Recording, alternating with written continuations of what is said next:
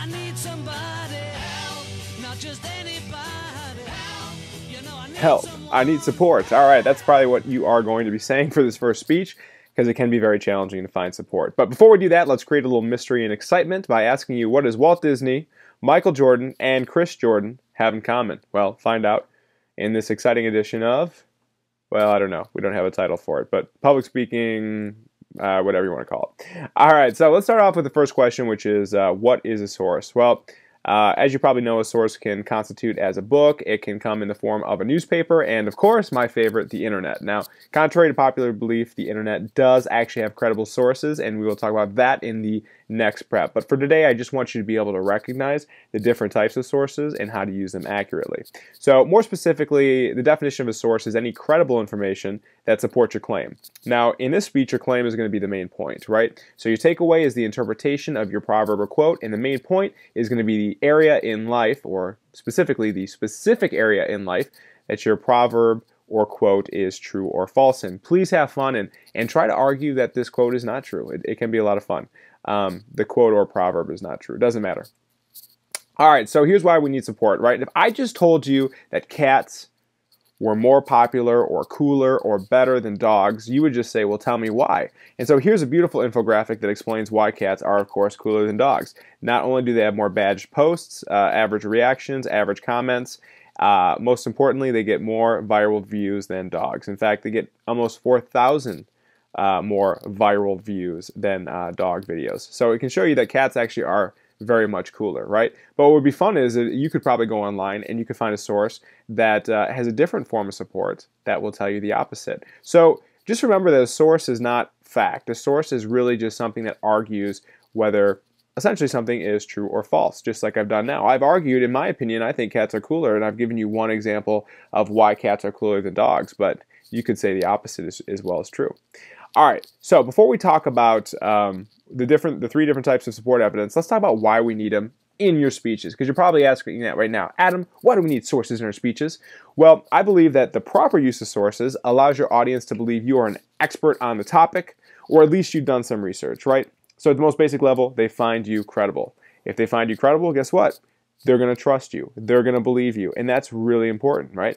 Because you can't persuade someone if they don't believe you. And then finally, the proper use of sources provides new understanding. It engages your audience, right? And this is really important. Don't just write this down. Think about this.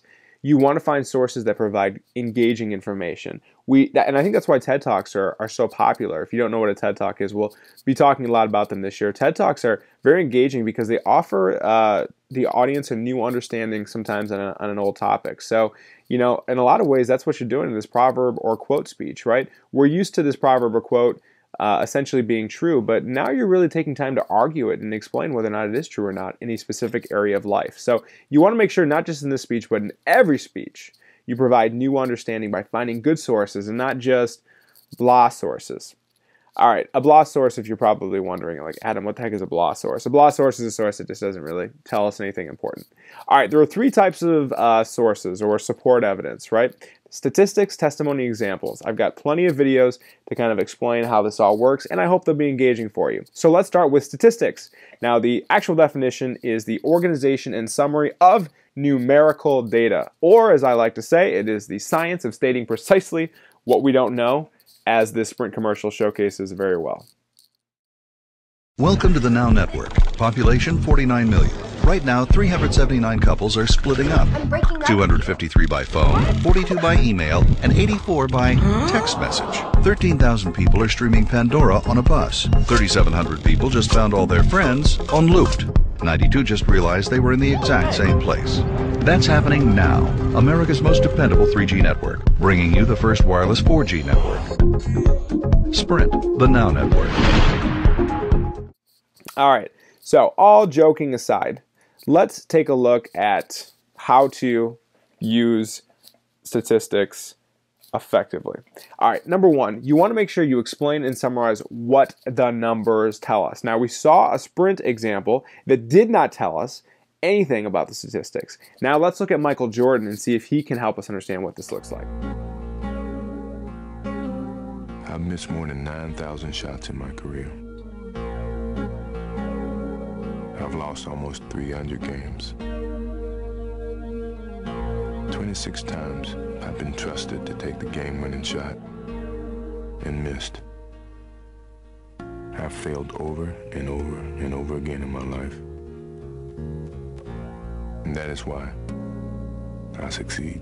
Okay, do you see how Michael Jordan didn't just give us the numbers like Sprint? Instead, Michael Jordan said, this is what these numbers tell you. And that is the most important part about using statistics. Now, this second part takes a little bit of creativity, but it's very helpful. You want to help us understand what these numbers look like in real life. You see, numbers can sometimes be a little bit misleading, and someone once said that, you know, when one person dies, it's a tragedy. When 1 million people die or 1,000 people die, it's a statistic. And so what your job is to humanize the numbers and make them look real, just like Chris Jordan has done in this next video. This is an image I just recently completed that is, when you stand back at a distance, it looks like some kind of neo-Gothic cartoon image of a factory spewing out pollution. And as you get a little bit closer, it starts looking like lots of pipes, like maybe a chemical plant or a refinery or maybe a hellish freeway interchange. And as you get all the way up close, you realize that it's actually made of lots and lots of plastic cups. And in fact, this is 1 million plastic cups, which is the number of plastic cups that are used on airline flights in the United States every 6 hours.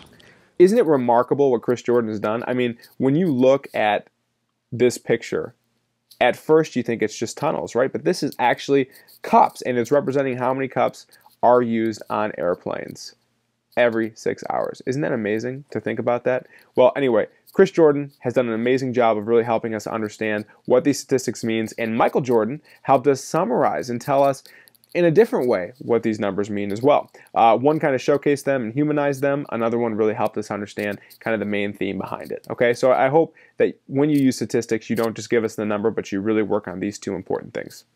All right, let's move right along to a testimony. All right, so when we talk about testimony, we're not talking about like your personal testimony. In terms of Christians, like they have a testimony, you may have heard that before. Instead, it's actually an opinion from an expert in their field. But here's the catch. They have to be credible, like my boy, Dr. Mehmet Oz. Now, Dr. Mehmet Oz is very well-known doctor. He's got his own TV show, and of course, he first appeared on the Oprah Winfrey Show. Have you noted, this is the second time that I have cited Oprah. That should tell you something about me. Anyway, if you were to use Dr. Mehmet Oz to talk about something health-related, that would be really important, because Dr. Mehmet Oz, based on everything you can see in his biography, is a very credible source, right? He has an expertise in the field of health, and so you could use him to talk about that. But here's the most important part about using a testimony effectively. One is you have to make sure the person is credible and explain why they're credible, just like this hilarious video from Old School. Ladies and gentlemen, please welcome the co-host of CNN's Crossfire, famed political consultant, the Ragin' Cajun, Mr. James Carville.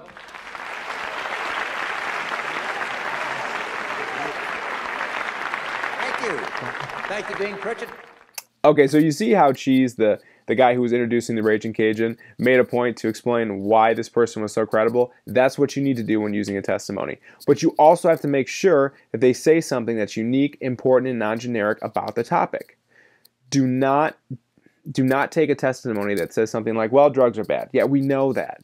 But we want expertise. Again, going back to TED Talks, what makes TED Talks so good is these people are experts, and they talk about their specific field and what they've learned. And so if you really need a good testimony, a TED Talk is a great place to go, because they will not only explain why they're credible, but they'll also provide you really good insight. All right, let's move right along to examples. All right, now the definition of an example is a real-life scenario that showcases some kind of principle, and it's usually in the form of a story or an anecdote. And that brings us to who else? Walt Disney, who allegedly was fired in his first job because he wasn't, quote, creative enough. How funny is that? He was fired from the Kansas City Star in 1919 because he lacked imagination and had no good ideas. Well, if his boss was still alive today, he'd be like, you're crazy, crazy. All right, so anyway, what's the point of an example? Well, I think that an example really does a nice job of helping us to see a real-life principle through the lens of a human being. Now, this is what's really important when you're using this effectively, is only use well-known or understood examples, right? So people that your audience is going to know very intimately, or at least know of, put it that way.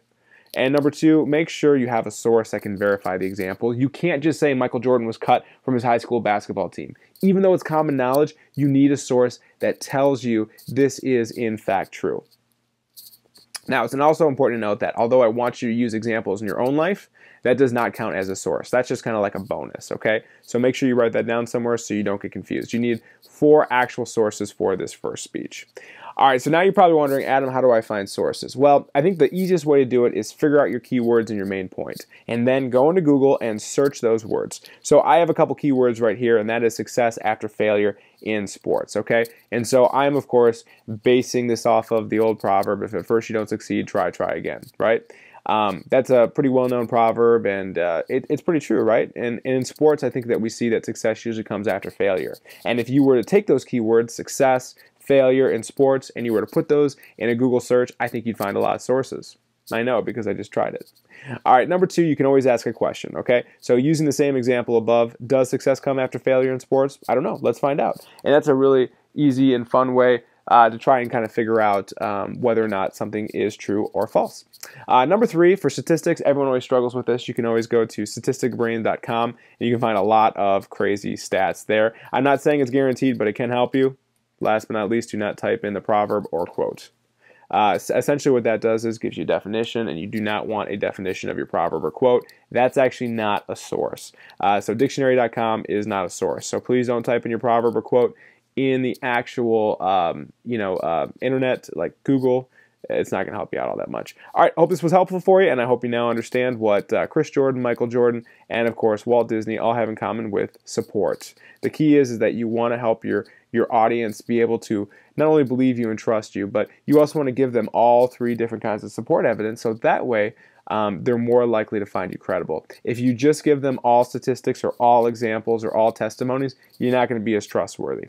And so as you'll see in your evaluation, it makes it clear, like you've got to use a variety of support evidence. So make sure you learn how to do this now because it's going to come in handy in your next speeches. All right, can't wait to talk to you more. Have a great day.